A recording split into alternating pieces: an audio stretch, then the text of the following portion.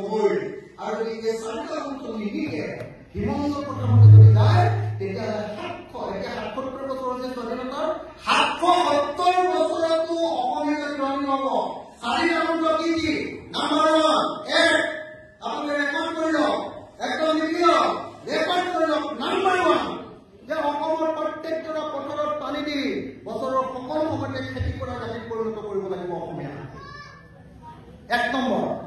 2 number, পথাৰত যিটো বস্তু উৎপাদন হ'ব, আপোনাৰ ঘৰত যিটো বস্তু উৎপাদন হ'ব তাৰ আচল দাম অৰ্থাৎ মিনিমাম ছাপৰ্ট প্ৰাইচ উৎপাদন খৰচতকৈ 3 গুণ দাম আপুনি পাব লাগিব, কিন্তু চৰকাৰে ব্যৱস্থা কৰিব লাগিব। 2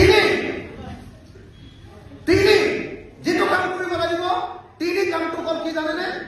3 নম্বৰ কামটো কৰিব লাগিব যে অসমৰ গাঁৱে গাঁৱে অসমৰ সেইখন গাঁৱত হোৱা বস্তুটোক লৈ একো একোটা সৰু সৰু ইণ্ডাষ্ট্ৰী খুলিব লাগিব। ইণ্ডাষ্ট্ৰী বুলি আমাৰ বাইদেউসকলক, আমাৰ পেহীসকলক, আমাৰ নবৌসকলক, আমাৰ খুৰীদেউসকলক, আমাৰ মাসকলক চবকে তাত কাম দিব লাগিব। আমাৰ ভাইটিক, আমাৰ ককাইদেউ, আমাৰ দদাইদেউ, আমাৰ দেউতাক চবকে তাত কাম দিব লাগিব। আৰু প্ৰত্যেকটো ল'ৰাকে, প্ৰত্যেকজনী ছোৱালীকে বেংগলোৰ, চেন্নাই আৰু কেৰেলাৰ পৰা আমি ঘূৰাই আনি নিজৰ গাঁৱতে সৰু সৰু ইণ্ডাষ্ট্ৰীত কাম দিব লাগিব। ক্ষুদ্ৰ উদ্যোগৰ একদম শৃংখল ক্ষুদ্ৰ উদ্যোগে গোটেই গাঁৱৰ মানুহবিলাকক কৰ্মসংস্থাপন দিব লাগে। এইটো 3 নম্বৰ মন্ত্ৰ।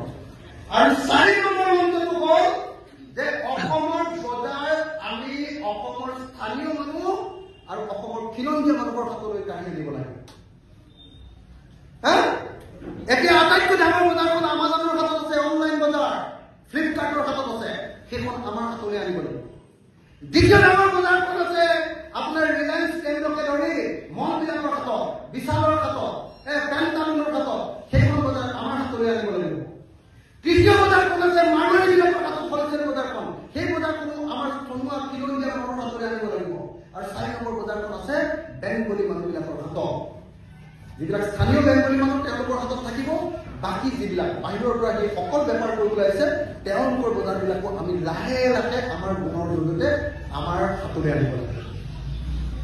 এই 4টা মন্ত্ৰ যদি আপোনালোকে শিকে অসমীয়া জাতি এদিন ধনী হ'ব। মই মৰি গ'লেও আপোনালোকে এই মন্ত্ৰকেইটা কেতিয়াও পাহৰি নাযাব।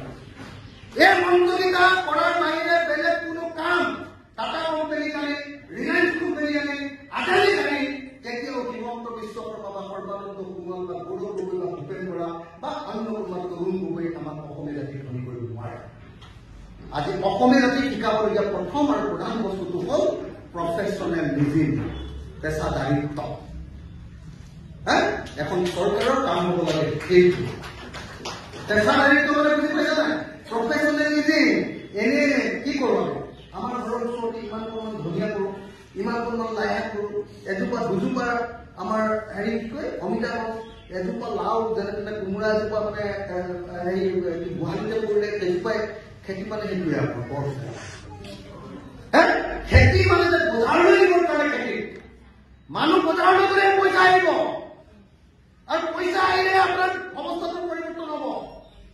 এই যিটো পেছাদাৰিত্ব প্ৰত্যেকখন সময় আপুনি প্ৰফেচনেলি ব্যৱহাৰ কৰিব লাগিব। এই পৰ্যায়ত অসমীয়া শিকিব লাগিব। আৰু 5 নম্বৰ মন্ত্ৰটো কি জানেনে?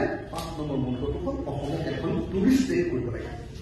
যিখিনি মানুহৰ পৰ্যটন যেনেকৈ আমি কাজিৰঙা চাবলৈ যাওঁ নাই, গোৱাৰ মানুহে গোৱাৰ সাগৰৰ পানী টুকুৰা বিক্ৰী কৰি মানে কি তাত গা ধুবলৈ দি গোৱাৰ মানুহৰ এবছৰত এজন মানুহৰ ইনকাম 6